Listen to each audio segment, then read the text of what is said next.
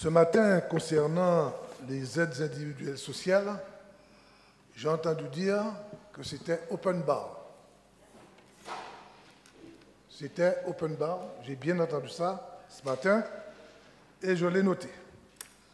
Je tiens à dire que ce n'était pas open bar, c'était open droit.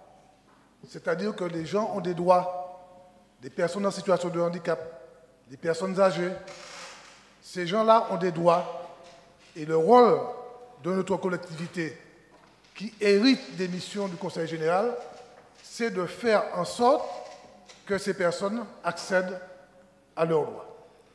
La seconde chose, c'est que nous avons dans notre pays des dizaines de milliers de gens en difficulté sociale, en difficulté pour construire une maison, pour envoyer leurs enfants à l'école, pour manger, pour payer leur loyer. Et c'était le rôle de la collectivité de s'en occuper et nous revendiquons cela parce que c'est notre rôle.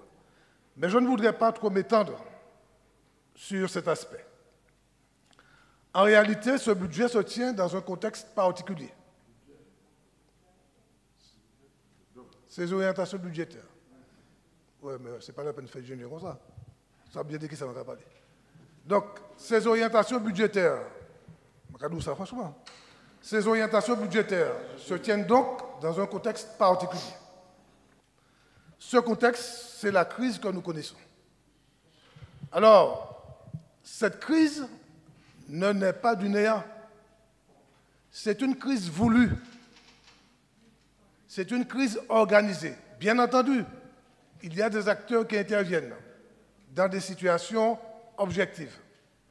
Mais il faut admettre que depuis de longues années, il y a une politique délibérée de l'État de paupériser la Martinique. Cette politique délibérée s'organise autour de ce qu'on appelle le retrait de l'État, le désengagement de l'État, sur le fait aussi que l'État ne remplit pas ses missions. Je ne suis pas un partisan de l'État français, mais nous sommes dans un cadre particulier, avec des engagements particuliers. Et nous ne devons pas ne pas en tenir compte. C'est ainsi que nous avions comptabilisé en 2019 que l'État nous devait 750 millions d'euros qui n'avaient pas été versés sur le RSA, sur les personnes âgées, etc. Et c'est donc la collectivité qui s'en occupait, sur ses moyens.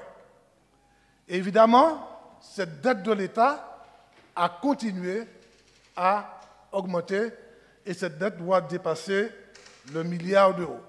Je sais que la collectivité va engager ou a engagé une procédure contre l'État.